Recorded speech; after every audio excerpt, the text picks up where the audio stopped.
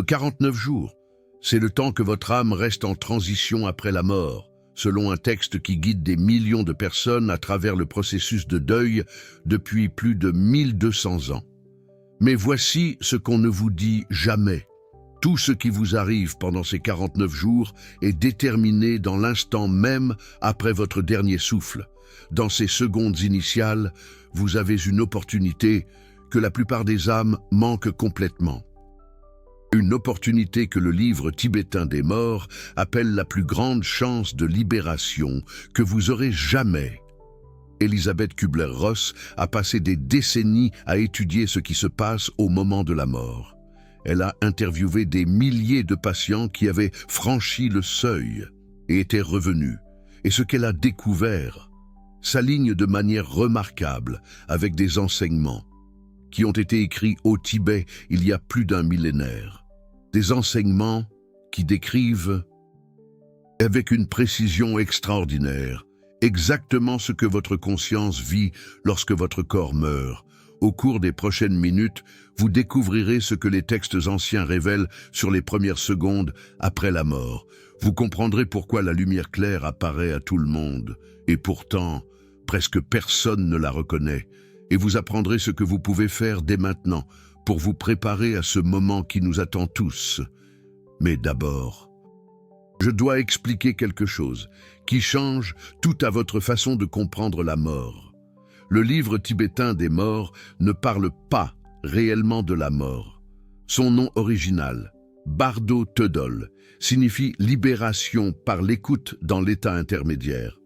Il a été conçu comme un manuel à lire à voix haute aux mourants et aux personnes récemment décédées. Un guide pour aider l'âme à naviguer dans la transition la plus importante de son existence. Mais voici ce qui rend ce texte si remarquable. Les moines qui l'ont écrit ne spéculaient pas. Ils documentaient des expériences rapportées par des pratiquants qui avaient développé la capacité de naviguer consciemment dans la mort. Certains de ces pratiquants pouvaient mourir et revenir à volonté. Ils ont cartographié le territoire de la mort, de la même manière que les explorateurs cartographient les terres physiques. Et ce qu'ils ont cartographié n'était pas ce à quoi nous nous attendons. Selon le Bardo Thodol, la mort se déroule en 3 étapes distinctes. La première s'appelle Chikai Bardo, le bardo du moment de la mort. La seconde est Chonid Bardo, le bardo de l'expérience de la réalité. La troisième est Sidpa Bardo, le bardo de la renaissance. Chaque étape présente des expériences spécifiques et des opportunités spécifiques. Mais la première étape, ces moments initiaux après votre dernier souffle, est de loin la plus importante. Voici pourquoi, dans le Chikai Bardo, quelque chose d'extraordinaire se produit. Au moment où votre corps meurt, votre conscience est inondée de ce que les textes appellent la lumière claire du vide. Ce n'est pas une métaphore, elle est décrite comme une expérience réelle de conscience pure et lumineuse. Une lumière si brillante et si profonde qu'elle contient en elle toute la vérité de l'existence.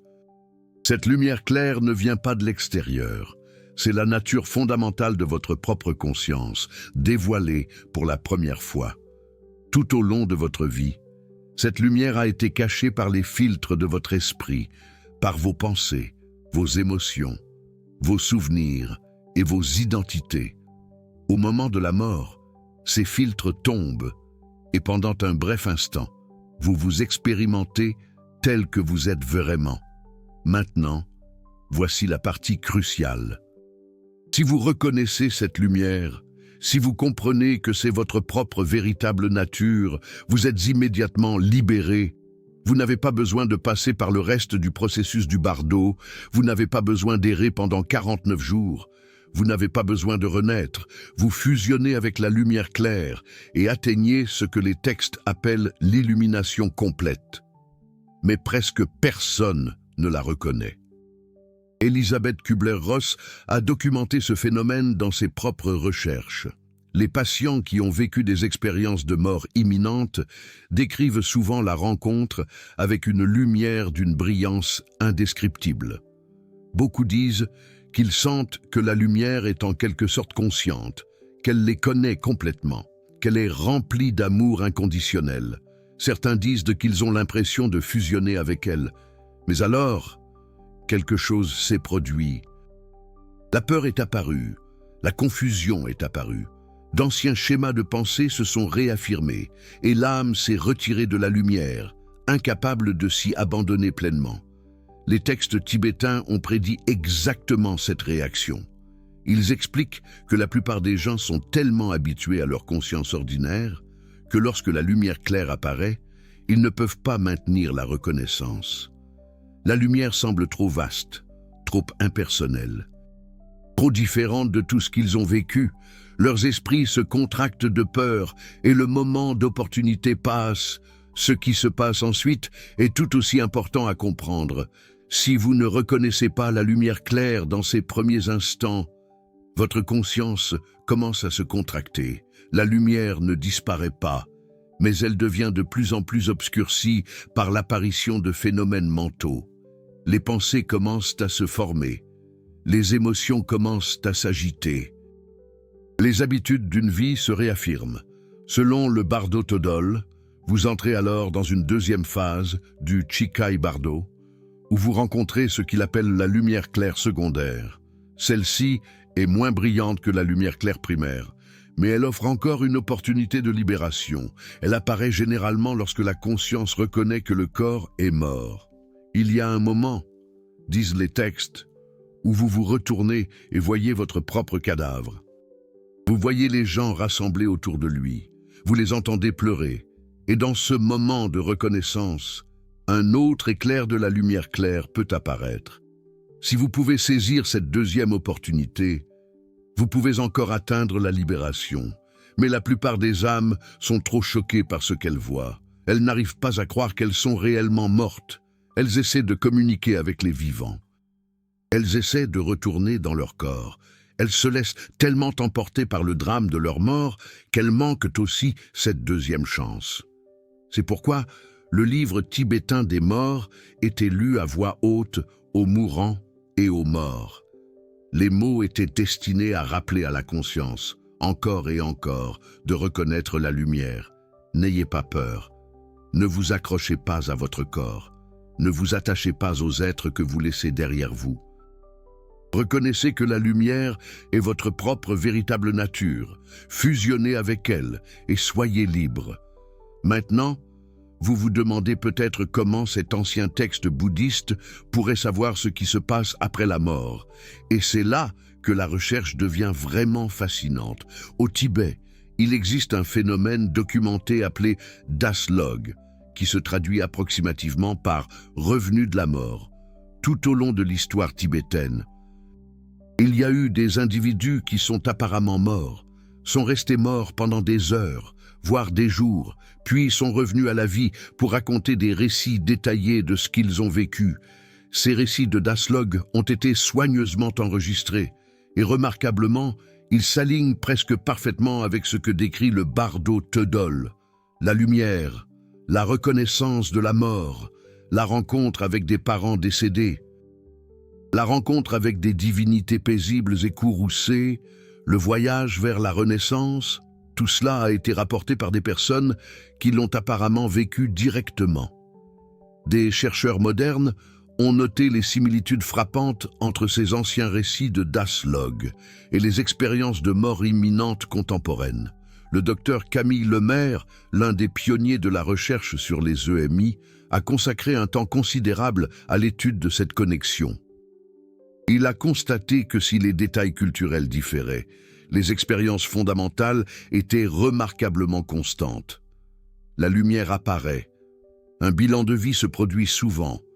Des êtres chers décédés sont rencontrés. Un choix ou un jugement a lieu, et l'âme soit continue son chemin, soit retourne au corps. Ce qui rend les récits de Daslog particulièrement précieux, c'est leur niveau de détail. Ce ne sont pas de brefs aperçus. Certaines personnes sont restées dans l'état de mort pendant des jours. Elles sont revenues avec des récits complets de paysages entiers, de rencontres avec des êtres qui ont jugé leurs actions. et des descriptions détaillées des royaumes qu'elles ont visités. Un daslogue célèbre du 19e siècle décrit un voyage à travers de nombreux royaumes sur une période de 7 jours. Elle a rencontré des parents décédés qui avaient des messages spécifiques pour les vivants. Elle a été témoin d'âmes dirigées vers différentes renaissances, en fonction de leur karma. Elle a vu le Seigneur de la mort examiner les registres des actions des âmes, et on lui a dit qu'elle devait revenir pour partager ce qu'elle avait vu. L'exactitude de certains de ces récits a été vérifiée de manière remarquable. Les personnes daslogues sont parfois revenues avec des informations sur des personnes décédées qu'elles n'avaient jamais rencontrées. Des détails sur des secrets de famille qu'elles n'auraient pas pu connaître et des descriptions de lieux éloignés qu'elles n'avaient jamais visités. Cela suggère que quelque chose de plus qu'une hallucination ou un rêve était en train de se produire. Elisabeth Kubler-Ross a rencontré des informations vérifiées similaires dans ses recherches. Les patients décrivaient avoir rencontré des parents décédés lors de leurs expériences de mort imminente et revenaient avec des informations qui ont été confirmées par la suite. Un enfant pouvait décrire la rencontre avec un frère ou une sœur décédés avant sa naissance, un frère ou une sœur dont l'existence n'avait jamais été mentionnée. Un patient âgé pouvait décrire une conversation avec un ami dont il ignorait le décès, et la famille confirmait que le décès était survenu quelques heures auparavant. Ce que les textes tibétains ajoutent à notre compréhension, c'est le contexte. Ils expliquent pourquoi ces expériences se produisent. Ils fournissent une carte du territoire et ils offrent des conseils pratiques sur la façon de le naviguer. Laissez-moi vous expliquer ce qui se passe si vous manquez les opportunités dans le Chikai Bardo. Après que la lumière claire s'est estompée, votre conscience entre dans ce que les textes appellent le Chonyid Bardo, le bardo de l'expérience de la réalité. Cette étape dure environ 2 semaines. Pendant cette période, vous aurez une série de visions puissantes. Tout d'abord, vous rencontrerez ce que les textes appellent les déités pacifiques. Ce sont des figures bienveillantes, d'une grande beauté et de lumière. Elles apparaissent une par une sur 7 jours. Chacune représente un aspect différent de la conscience illuminée. Chacune offre une autre opportunité de libération. Si vous reconnaissez que ces déités ne sont pas des êtres externes, mais des projections de votre propre nature illuminée, vous êtes libéré, mais si vous les voyez comme séparés de vous-même, si vous vous sentez indigne de les approcher, si vous vous détournez par peur ou par honte, vous manquerez l'opportunité. Après les déités pacifiques, les déités courroucées apparaissent. Ce sont des figures terrifiantes, des démons avec des visages féroces et des corps enveloppés de flammes. Elles viennent remettre en question tout ce que vous avez évité d'affronter en vous-même. Mais voici le secret que les textes révèlent. Les déités courroucées ne sont pas différentes des déités pacifiques. Ce sont les mêmes êtres, apparaissant sous un aspect différent. L'énergie terrifiante n'est pas destinée à vous nuire. Elle est destinée à trancher toutes les illusions qui vous empêchent de reconnaître votre vraie nature. Si vous pouvez faire face aux déités courroucées sans peur, si vous pouvez les reconnaître comme votre propre énergie apparaissant sous une forme féroce, vous êtes libéré. Mais la plupart des âmes sont terrifiées. Elles fuient les visions. Et en fuyant, elles tombent plus profondément dans le bardo. Les textes décrivent cette fuite en termes vivants. L'âme qui fuit les déités courroucées vit ce qui ressemble à une course cosmique. Les déités semblent poursuivre, devenant de plus en plus terrifiantes. Des sons étranges remplissent la conscience. Des cris comme étant assez forts pour briser des montagnes. Des lumières clignotent avec une intensité aveuglante. Toute l'expérience donne l'impression que l'univers s'effondre autour de vous. Mais rien de tout cela ne se produit réellement. Tout est la projection de votre propre esprit non intégré. Plus vous fuyez, plus cela devient effrayant. Plus vous résistez, plus vous donner de pouvoir aux visions. La seule façon de s'en sortir est d'arrêter de courir, de se retourner et d'affronter ce qui vous terrifie, de reconnaître que même l'apparence la plus redoutable est simplement votre propre énergie, votre propre conscience, apparaissant sous une forme conçue pour vous réveiller. C'est peut-être l'enseignement le plus important du bardo Teudol. Rien de ce qui apparaît dans le bardo ne peut vous nuire. Rien n'est vraiment externe. Tout ce que vous rencontrez, beau ou terrifiant, pacifique ou courroucé, est votre propre esprit se reflétant à vous-même. La libération vient de la reconnaissance de cette unique vérité. Elisabeth Kubler-Ross a observé quelque chose de remarquablement similaire dans son travail avec les mourants. Elle a remarqué que les patients qui avaient des peurs non résolues vivaient souvent des visions troublantes à l'approche de la mort. Ceux qui avaient fait un travail intérieur, qui avaient affronté leurs ombres, qui avaient fait la paix avec leur vie, avaient tendance à avoir des transitions paisibles. Les textes tibétains diraient que ce n'est pas une coïncidence. Le bardo vous renvoie tout ce que vous n'avez pas intégré. Il vous montre votre propre matériel non traité. Si vous avez fait le travail dans la vie, la mort devient une transition en douceur. Si vous avez évité le travail, la mort devient un règlement de compte prolongé. Après le Shonid Bardo vient l'étape finale, le Sidpa Bardo, le bardo de la Renaissance. À ce stade, environ 3 semaines se sont écoulées depuis le moment de la mort.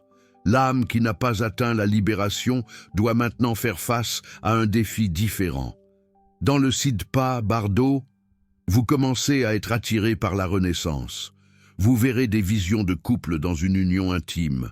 Vous ressentirez des désirs puissants s'élever. Les textes expliquent que le royaume auquel vous êtes destiné apparaîtra de plus en plus attirant. Si vous êtes destiné à une renaissance humaine, vous serez attiré par des parents humains. Si vous avez accumulé le karma pour une renaissance supérieure, vous verrez des visions de temples et de palais. Si votre karma vous attire vers des royaumes inférieurs, vous verrez des grottes et des trous et des endroits sombres. Même à ce stade avancé, les textes insistent. La libération est toujours possible. Si vous pouvez reconnaître que ces visions sont des projections de votre propre esprit, si vous pouvez maintenir la conscience sans être emporté par le désir et l'aversion, vous pouvez encore vous libérer du cycle. Mais maintenant, la plupart des âmes ont perdu cette capacité. L'élan du karma est trop fort. Les schémas habituels sont trop profondément ancrés. Et la renaissance se produit.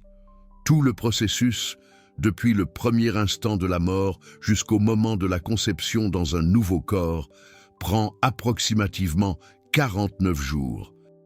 7 semaines de transition. 7 semaines pendant lesquelles votre avenir entier est déterminé par votre capacité à reconnaître la nature de votre propre esprit. Vous venez de découvrir ce qui se passe dans les premiers instants après la mort, selon des enseignements qui guident les âmes depuis plus de 1200 ans. Quand vous cliquez sur « Merci », vous soutenez le partage de cette sagesse ancestrale que la plupart des gens ne rencontrent jamais. Peu de chaînes explorent les cartes réelles laissées par ceux qui ont navigué la mort consciemment. Votre soutien aide cette connaissance à atteindre les personnes qui en ont besoin avant que leur propre moment n'arrive. Maintenant, laissez-moi partager quelque chose de pratique, quelque chose que vous pouvez utiliser dès maintenant pour vous préparer à cette transition. Les enseignements tibétains sont clairs sur ce point, ce que vous êtes incapable d'affronter dans la vie. Vous serez forcé de l'affronter dans la mort. Les habitudes mentales que vous ne pouvez pas briser dans la vie vous emmèneront à travers la mort et dans votre prochaine existence. La reconnaissance dont vous êtes capable dans la vie et la reconnaissance dont vous serez capable dans la mort. Cela signifie que la préparation à la mort n'est pas quelque chose que vous faites à la fin de la vie. C'est quelque chose que vous faites chaque jour. Les moines qui ont développé ces enseignements s'engageaient dans une pratique spécifique. Ils contemplaient la mort constamment, pas d'une manière morbide, pas avec peur, mais avec une conscience claire. Ils imaginaient leur corps mourir. Ils imaginaient la lumière claire apparaître. Ils pratiquaient sa reconnaissance. Ils comprenaient que la mort est comme le sommeil, d'une manière cruciale. L'état d'esprit dans lequel vous vous endormez. Un temps à persister dans vos rêves. Si vous vous endormez anxieux, vous avez des rêves anxieux. Si vous vous endormez paisiblement, vos rêves sont paisibles. La mort fonctionne de la même manière. L'état d'esprit dans lequel vous mourrez persiste dans le bardeau. Si vous mourrez dans la peur et la confusion, vous naviguerez dans le bardeau dans la peur et la confusion. Si vous mourrez dans la reconnaissance et la clarté, vous avez une chance de libération. C'est pourquoi la pratique de la méditation est si importante. Pas parce que la méditation vous donne des expériences agréables pendant que vous êtes en vie, mais parce que la méditation entraîne votre esprit à reconnaître sa propre nature. Chaque fois que vous vous asseyez en conscience, chaque fois que vous observez vos pensées sans être emporté par elles, vous vous entraînez pour la mort. La lumière de la conscience que vous touchez dans la méditation est la même lumière qui apparaît à la mort.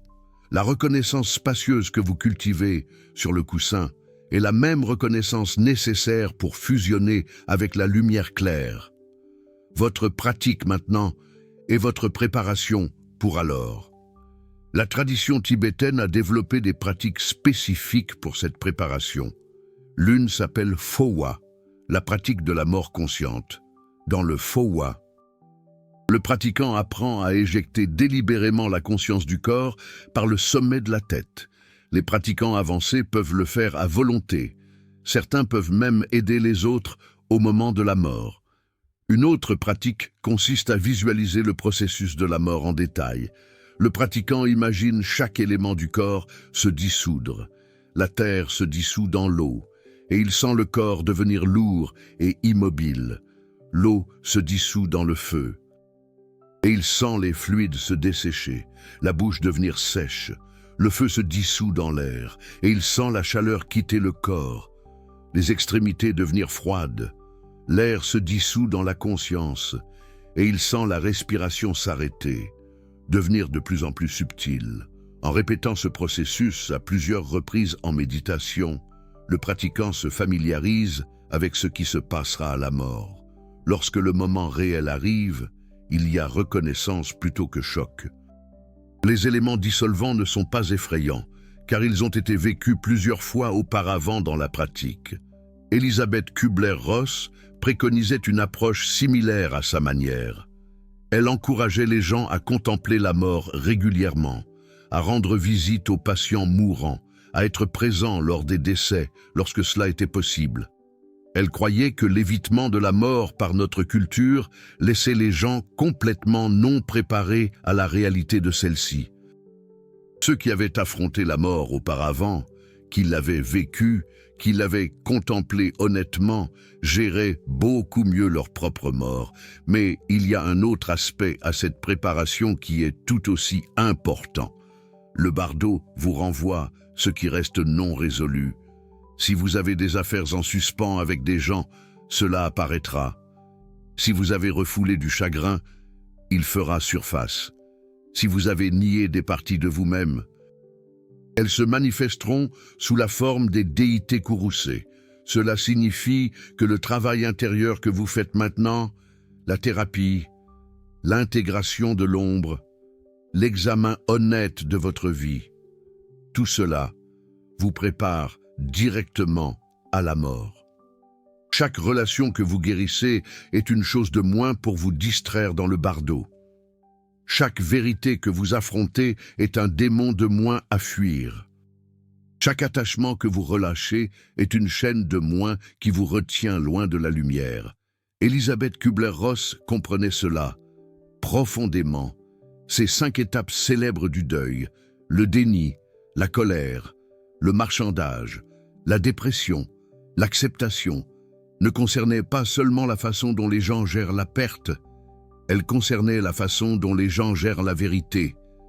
Ceux qui pouvaient traverser ces étapes complètement, eux qui pouvaient accepter la réalité complètement, mouraient plus paisiblement. Les textes tibétains ajouteraient qu'ils sont aussi morts plus consciemment. L'acceptation de la mort n'est pas une résignation passive, c'est une reconnaissance active. C'est la même reconnaissance qui libère dans le bardo. Il y a un enseignement de plus que je veux partager, quelque chose qui change la façon dont vous pourriez aborder tout cela. Le Bardo Todol indique clairement que vous avez traversé ce processus d'innombrables fois auparavant. Chaque vie que vous avez vécue s'est terminée par la mort. Chaque mort vous a conduit à travers les bardeaux, et à chaque fois, vous avez manqué l'occasion de la libération et vous êtes né de nouveau. Ce n'est pas destiné à vous décourager, c'est destiné à vous réveiller. Le fait que vous entendiez ces enseignements maintenant signifie quelque chose. Le fait que vous vous sentiez attiré par la compréhension de la mort, à vous y préparer, à l'affronter consciemment, ce n'est pas aléatoire. Dans un univers où la plupart des âmes sont complètement endormies à ces questions, votre curiosité est significative. Les textes disent que ceux qui entendent le Bardo Todol et le prennent au sérieux ont planté une graine. Même s'ils ne peuvent pas atteindre la libération dans cette vie ou la prochaine mort, la graine demeure. Elle grandira à travers les vies, finalement. Elle s'épanouira en une reconnaissance complète. Chaque moment de pratique compte, chaque moment de conscience s'accumule, chaque vérité que vous affrontez maintenant rend la reconnaissance plus probable alors. Et voici peut-être le point le plus important. Vous n'avez pas à attendre la mort pour expérimenter la lumière claire. La lumière est ici, maintenant. C'est le fond de chaque expérience que vous avez. C'est la conscience qui lit ces mots. C'est ce qui reste lorsque vous cessez de vous identifier à vos pensées et que vous vous reposez simplement dans une présence ouverte. À chaque fois que vous touchez cette conscience spacieuse, vous rencontrez la lumière claire. À chaque fois que vous reconnaissez que vous n'êtes ni vos pensées, ni vos émotions, ni votre corps, ni votre identité, vous pratiquez la reconnaissance qui libère à la mort. La mort n'est pas quelque chose qui vous arrivera dans le futur. La mort se produit maintenant, à chaque instant qui passe. Chaque respiration est une petite mort. Chaque pensée qui surgit et disparaît est une petite mort. Chaque jour est un cycle complet de naissance et de mort. Les moines le savaient. Ils pratiquaient la mort constamment, pas parce qu'ils étaient morbides, mais parce qu'ils comprenaient que maîtriser les petites morts de la vie quotidienne est l'entraînement pour maîtriser la grande mort qui met fin au corps. Maintenant, je veux vous entendre.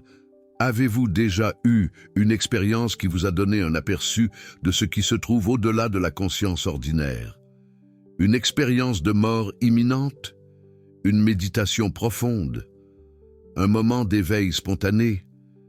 Avez-vous déjà rencontré la lumière que les textes décrivent?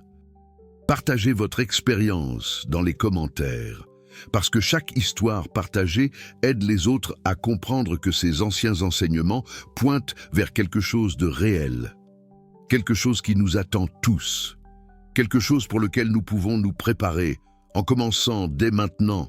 Le livre tibétain des morts a été écrit pour des gens comme vous. Des gens qui sentent qu'il y a plus dans la mort que ce que notre culture enseigne.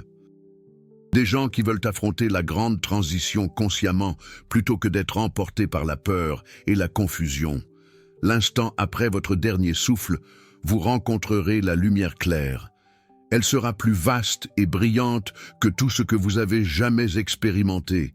Elle contiendra en elle la possibilité d'une libération complète. La question n'est pas de savoir si vous rencontrerez cette lumière. La question est de savoir si vous la reconnaîtrez. Les maîtres tibétains qui ont écrit le Bardo Todol ont compris quelque chose de profond. Ils ont compris que la mort n'est pas un ennemi à craindre, mais un enseignant à embrasser. Ils ont compris que l'intensité même de l'expérience de la mort est ce qui rend la libération possible. Dans la vie ordinaire, nous sommes trop distraits, trop à l'aise, trop endormis pour nous réveiller pleinement. La mort dépouille toutes les zones de confort.